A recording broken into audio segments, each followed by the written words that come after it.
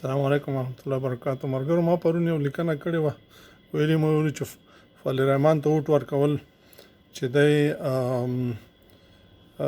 مریم نواز او زرداري ته ووټ ورکول دي، او زرداري او مریم ته چې ووټ ورکوي نو په زناکارۍ او فحاشۍ او په شرابو کې ستاسو ورسره برخه ده.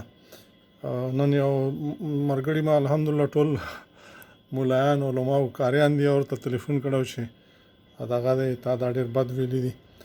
نو سترګې به سره نه پټو، یو خدا دی چې په پټو سترګو باندې چې هر څوک مخکې زور پسې هم شرک دی که نه. دا نو په دې باندې موږ تاسو پوهېږو که ځان پوهېږو او نه که ځان د ژوو د حیواناتو په څیر باندې په چا پسې روان به یو. ګوره فضل الرحمن ته ووټ ورکول هغه د چا سره اتحاد لري؟ دا څو کاله د چا سره اوس به د چا سره پی ډي ایم څوک دی چې ورکه ښه پی ډي ایم ته چې ووټ ورکه بې ادبي معاف ډېره بخښنه غواړم د خویندو نه. هیرمنډۍ د چا په امر چلیږي؟ چا ته ټیکس ورکوي؟ هلکان د هلکانو سره ودونه د چا په امر کوي؟